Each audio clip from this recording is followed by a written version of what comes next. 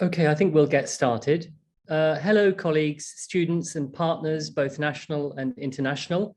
A virtual welcome to Maastricht University's Campus Brussels and our What's Up EU event series. My name is Paul Stevenson, Assistant Professor at Maastricht's Faculty of Arts and Social Sciences and Associate Director of the Campus Brussels alongside Director Marielena Eliantonio. For those of you who are new, the Brussels campus of Maastricht University is an interfaculty hub at the service of the whole university community. We're a platform that can be used for events such as workshops, seminars and meetings to develop research and strengthen its impact internationally. We are here to contribute to the development of the university's international network in the framework of strategy to promote Maastricht University as the European University of the Netherlands. Now, today's talk is part of the Campus Brussels What's Up EU event series, which aims to inform the Maastricht University community about developments in and around EU policy, as well as to encourage reflection about how EU policy actually impacts us. Now, we're going to dedicate the next hour to learning about and discussing the latest EU policy developments that affect universities today. And we have the pleasure of featuring the European University Association. Now, the EUA represents more than 800 universities and national rectors conferences in as many as 48 European countries and plays a crucial role in influencing EU policies on higher education, research and innovation. Most, if not all, of the universities around the screen today are members of EUA. EUA is indeed the main voice of the university sector at the European level, and for us, a most valuable network, alongside others such as YERUN, the Young European Research Universities Network, EASH, the European Alliance for Social Sciences and Humanities, and UNILION, the informal network of university EU liaison officers. We are proud members of all of these bodies.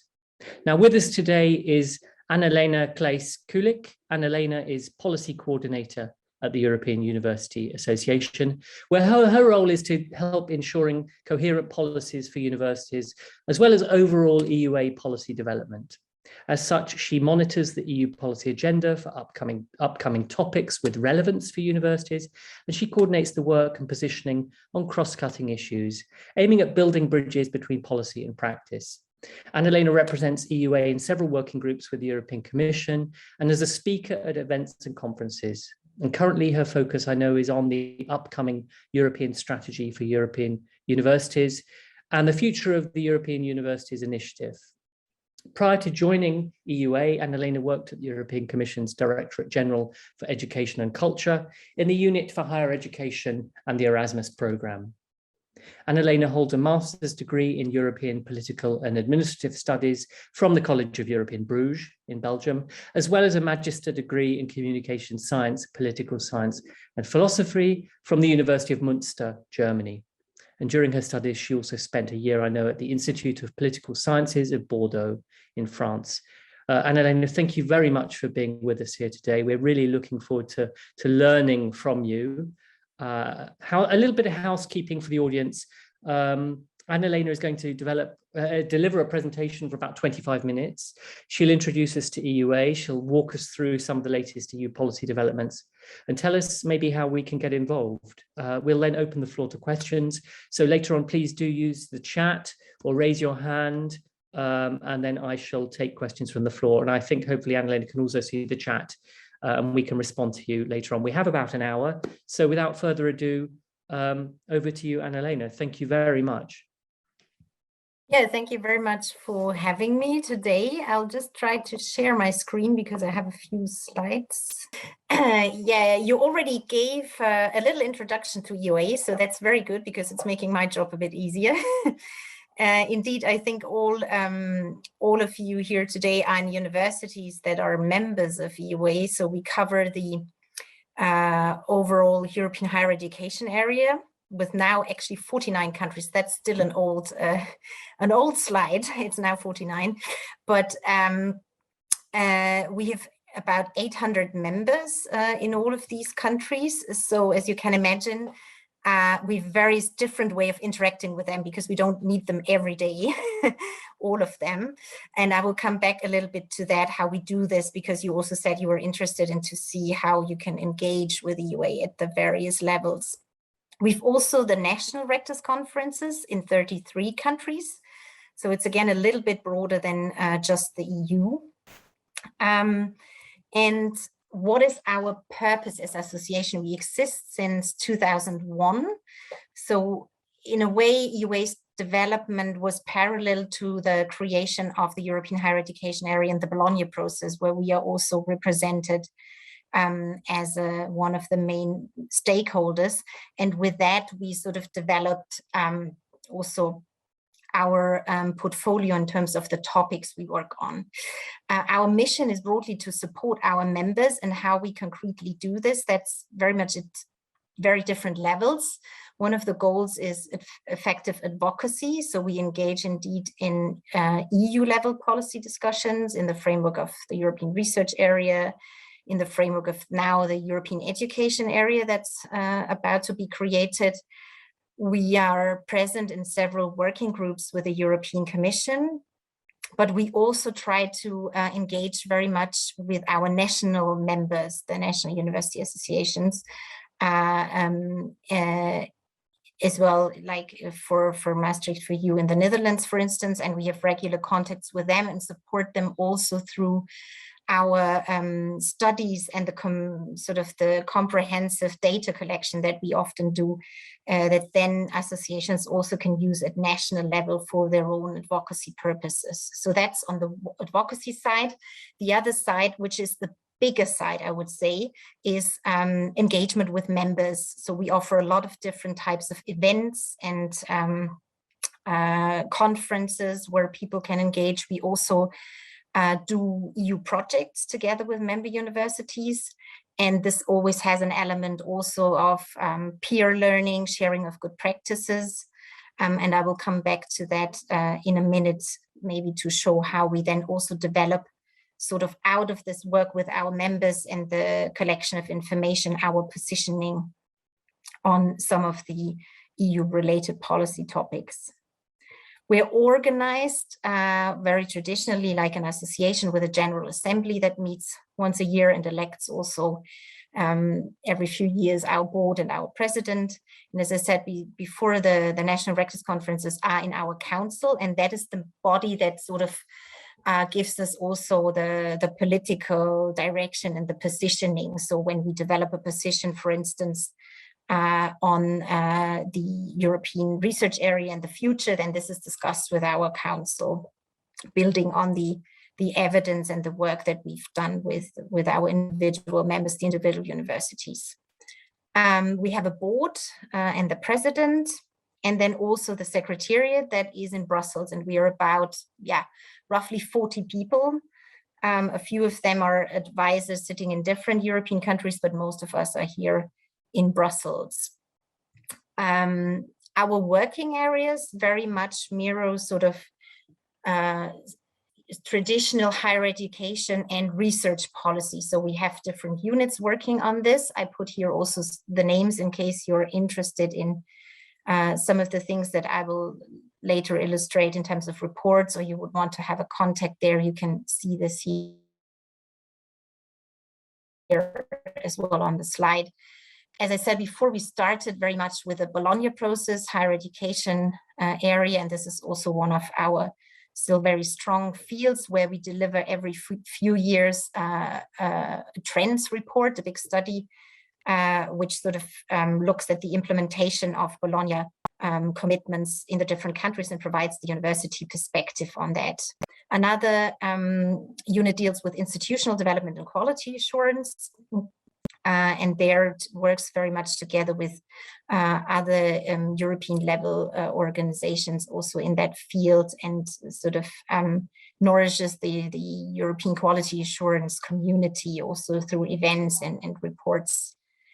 And another big chunk of EUA's work is on learning and teaching enhancement. There we have the Learning and Teaching Initiative, where we bring different people from member universities together in thematic peer groups to actually work on specific topics of teaching enhancement.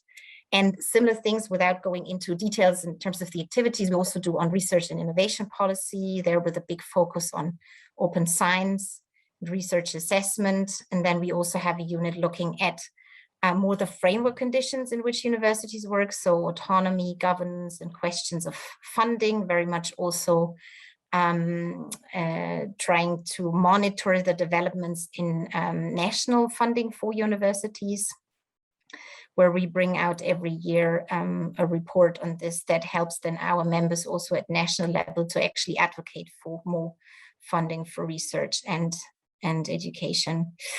We have a Council for Doctoral Education that specifically looks into peer learning and development of doctoral education there. And then we also more and more work on transversal topics, and that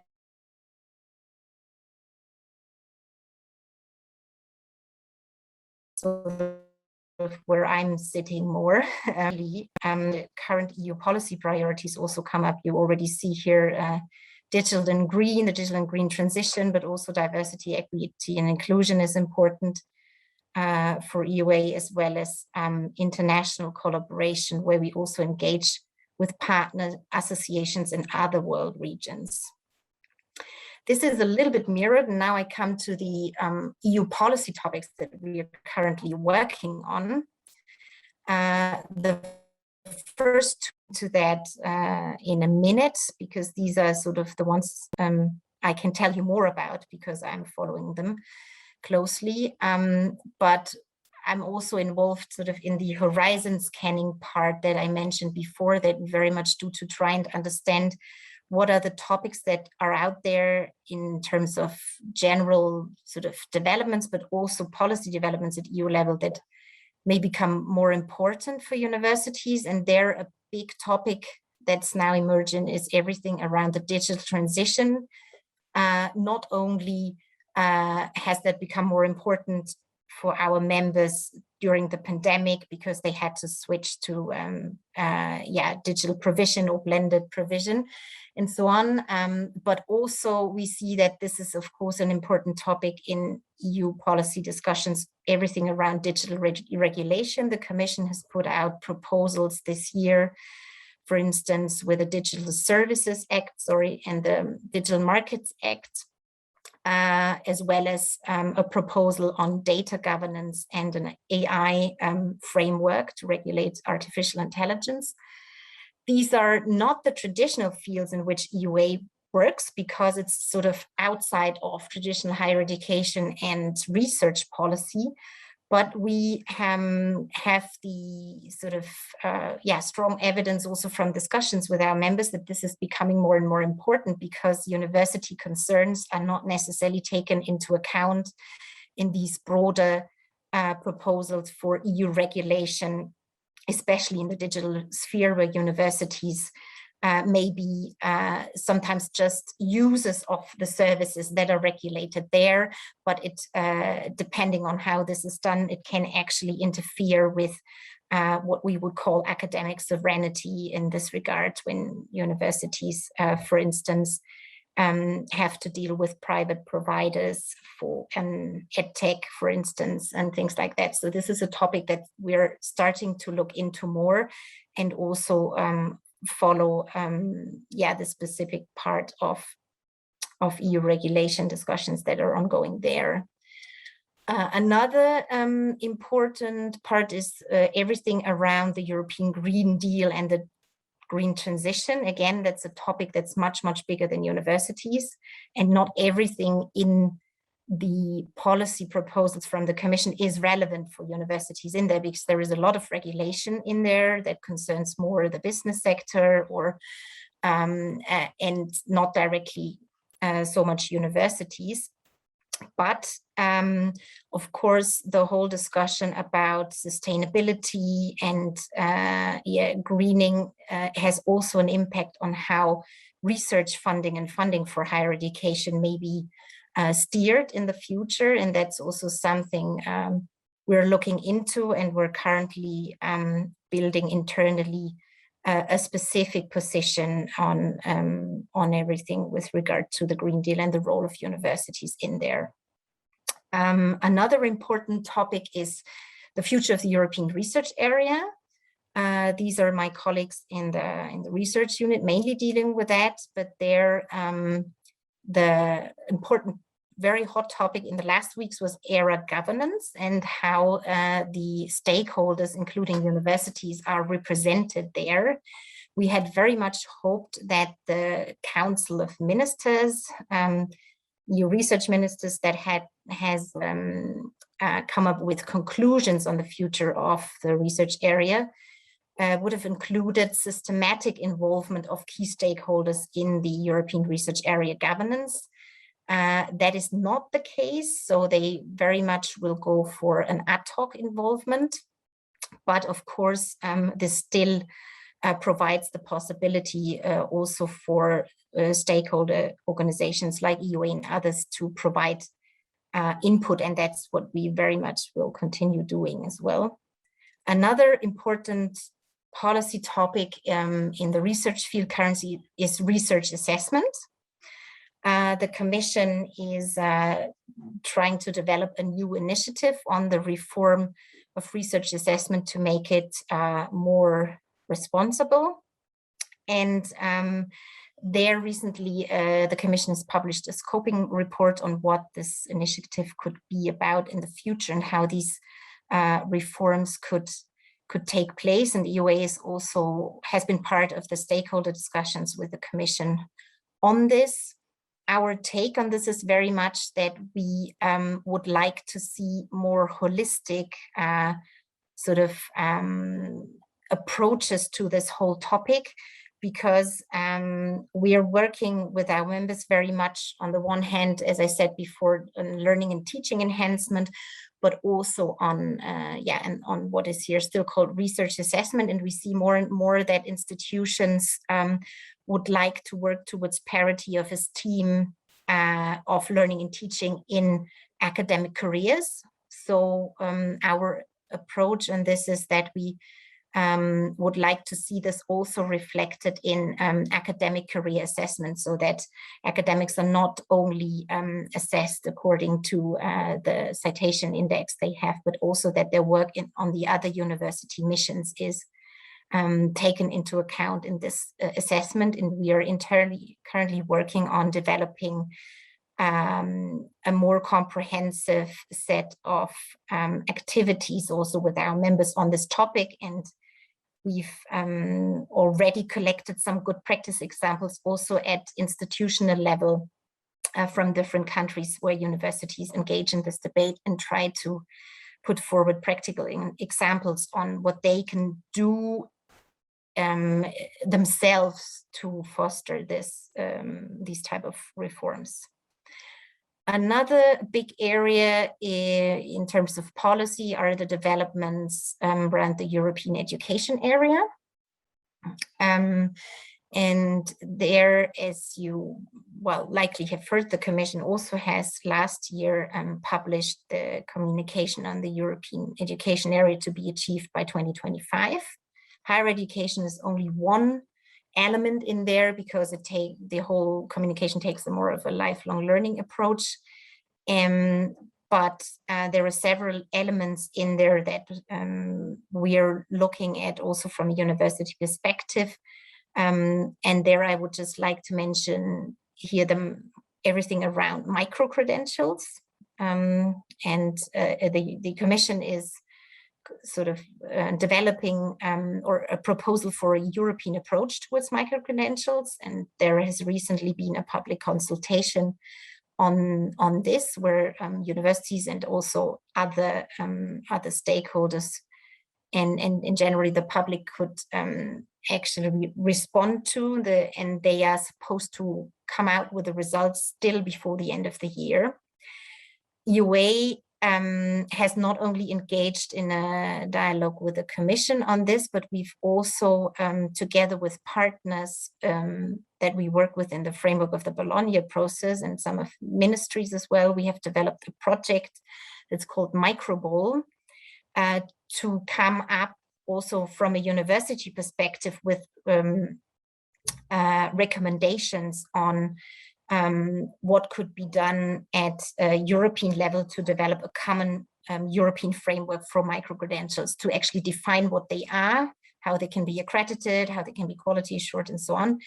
And in terms of, well, if you're interested in that topic and you would like to engage in the debate, EUA will organize an event at the end of January on this, that you will be able to see on our website as well. At the moment, because of the pandemic, it's not clear whether we'll have it actually physical or online, but that's something you can always find the updates on our website. The other developments regarding the education area are a lot around the discussions about the possibility of creating what the Commission calls a European degree, or and also a European statute for university alliances. I mention them together because they are also very much linked to what I will talk a little bit later about in a few minutes, the European Universities Initiative.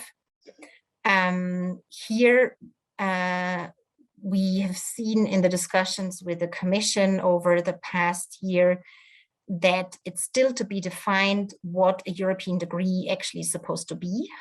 So whether it will be, well, what we already know, a joint degree accredited in national systems, or whether there will be actually a move towards creating something like a European degree to be accredited at European level, which of course poses all the questions with regard to the actual competence the EU has in that field. And yeah, this has still to be seen. We know that the Commission has undertaken several consultations as well on this, and a study is supposed to come out as well.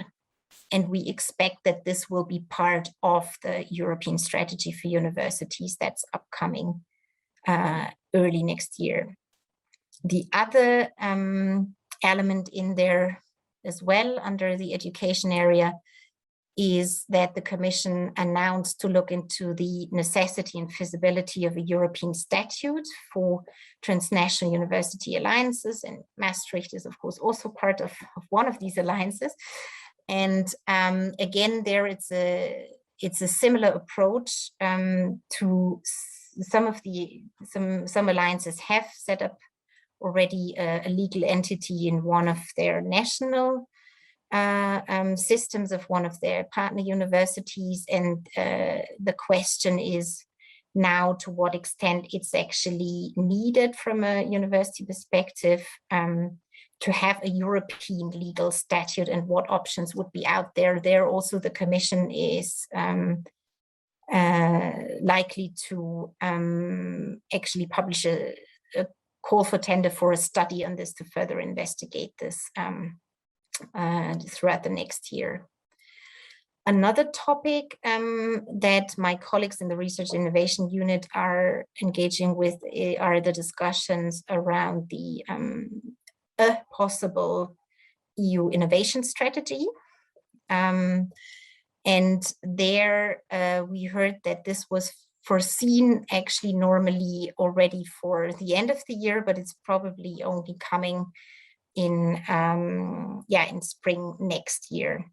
And there the question is which place universities will have in there, because innovation is of course broader than just our sector. But yeah, it will be interesting to see how the Commission sees the role of universities in innovation ecosystems, and how EU funding can concretely support this. Another topic that we engaged very much with this year, and that's continuing, is the Commission communication on a global approach to research and innovation that came out in May. And that's very much the framework for the coming years, and how the Commission sees international collaboration in the field of research and innovation, we had a task and what we call a task and finish group in the EUA setting to give input to this communication and also discuss with our members on their take on this, because we feared a little bit that given the current geopolitical tensions and the whole discussions about European technological sovereignty or autonomy would actually limit a little bit the sort of the openness that we traditionally see in EU programs, also in the field of research and innovation.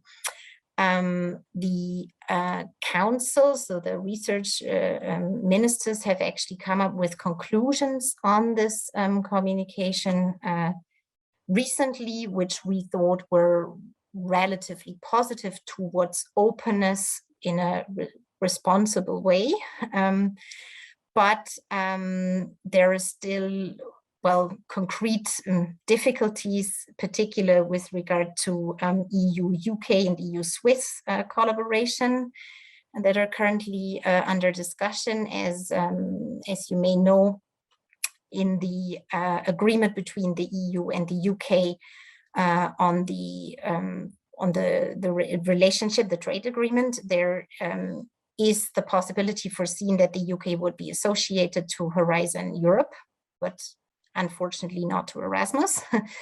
And we're still very much waiting as to when this association will actually take place, because an association agreement will still need to be negotiated for this. And at the moment, this looks a bit, difficult.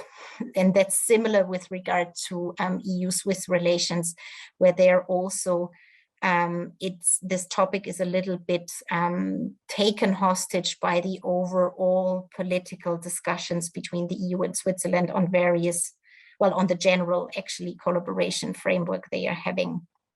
And another topic with regard to the global approach of the EU is foreign interference. The Commission is actually was supposed to come up in this December with guidelines for universities on dealing with foreign interference of foreign countries in the field of research and innovation. So far, we haven't seen them yet, but we've actually have, if you're interested in that topic, a webinar on this next week, together with a speaker from the Commission as well, explaining a little bit the approach and how these guidelines might help universities, in their daily practice. And we also have their speakers from national systems where such guidelines have been developed. The last point here is we also very much monitoring, my colleagues in the governance and funding unit, the EU funding programs. Traditionally, we focus very much on Erasmus Plus and Horizon Europe, so the implementation phase of that at the moment. But also Next Generation EU, so the big of the EU for, well, to recover from the pandemic that's still not over. There we have analyzed the national plans that countries were supposed to propose to the Commission, how to spend the funding. And we've seen in there that, well, countries have taken very different approaches as to using this as well for supporting universities, system level reforms, and supporting, for instance, universities in the digital and the green transition as well. So that is something that will be interesting also to follow from the perspective, how this will actually, which practice funding opportunities will be in there for universities in the next years. Then I wanted to say something more concretely about the topics that I very much follow at the moment. You may have heard the Commission is developing currently a European strategy for universities. And UA has been involved in the stakeholder discussions around this throughout the first half of this year. first we were wondering, why do we need that strategy? We already have the education area communication, we have the research area communication. But indeed, there is so far nothing that really brings together all these different policy areas and processes and also the programs from a university perspective, and looks really at the synergies. Synergies is a bit of a buzzword in Brussels with regard to EU funding programs and actually incentivizing better links between the research and the teaching and the innovation mission of universities. And this strategy, as announced by the Commission to the stakeholders, is supposed to be the guiding policy document for the years to come, very much looking at these different EU policy processes and programs that are there, trying to better connect them and see how they can support universities. What we know so far is the objective was very much set out at the beginning to develop a joint vision of the future. This the Commission has done very much in consultation with sector organizations, also like EUA. We wanted to be first, before the Commission sets out a vision for universities, and have actually developed with our members in a big consultation process over 6 months in the last year, Universities Without Walls, to give the sector's perspective for a vision for the future. And that was also then sort of our input to this whole strategy development. The Commission has announced that there will be different priority areas for the transformation of the sector, and it would also look into synergies with national level reforms.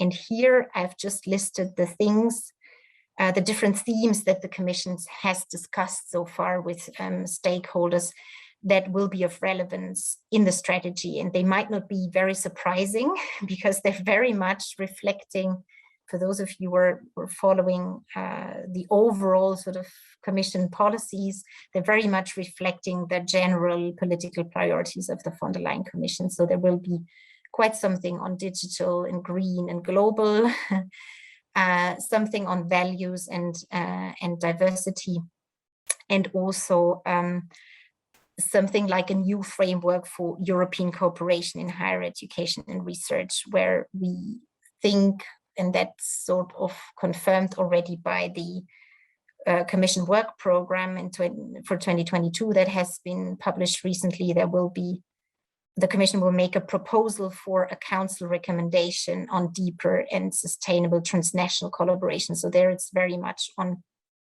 trying to motivate member states how to remove obstacles towards transnational collaboration, be it under the European University Alliances or beyond that.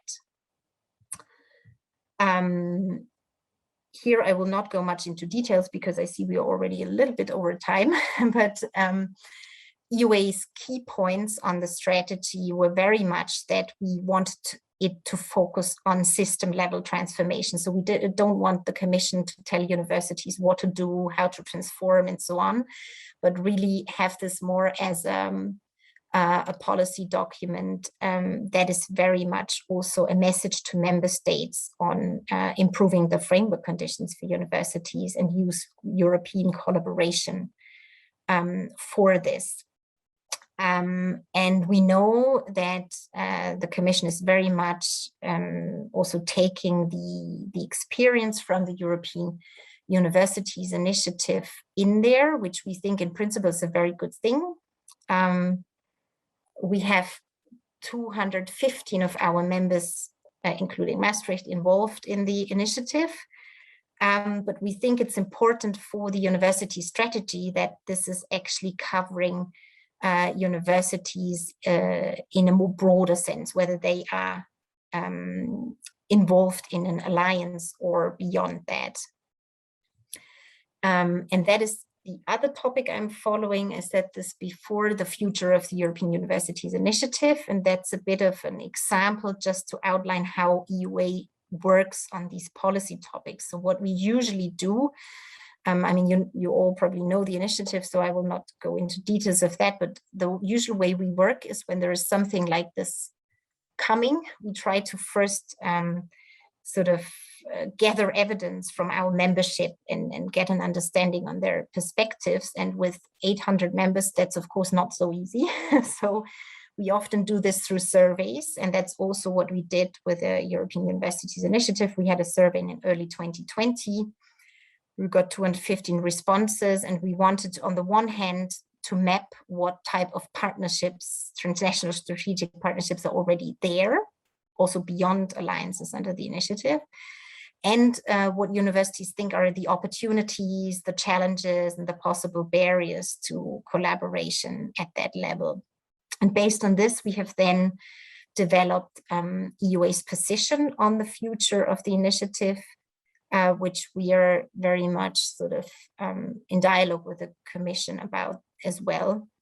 And as another sort of more qualitative contribution to the debate, my colleagues who work on governance and funding have also looked into the governance model of the alliances and tried to analyze a little bit as well how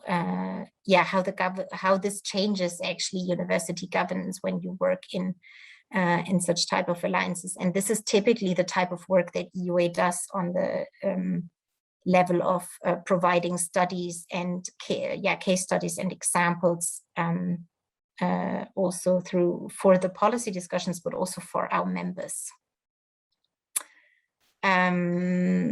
Yes, then I have one last slide as more as information. Many of you have seen that probably already.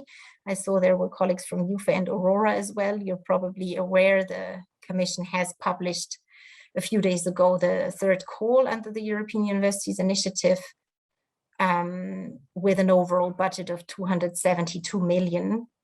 And as expected, there are two topics in there. So support to existing alliances, but also to newcomers, which we think is a good thing that we're at this time in the initiative get both sort of support for existing ones and also the opportunity for further universities to join. There is an incentive in there for alliances that already exist to expand to new members. We very much in this the preparatory discussions with the Commission about this advocated for giving flexibility and time to the alliances and also the autonomy to decide whether they want to expand or not or further integrate, because we think it's very important that the academic project is in the center of all of this and that there is not too much political steering around this. Another novelty I just want to highlight is, and that's something we are happy about as well in terms of our membership, is that now the call is open for non-Erasmus plus Bologna countries to join the alliances as associated partners, so without EU funding. And again, that makes a little bit the loop to what I said before, also EU-UK, EU-Swiss relations, because that would obviously allow partners from there to join, at least being associated and recognized that way. This was it from my side. In that case, I would like to thank Anna-Lena Claes-Kulik for this fascinating lunchtime talk.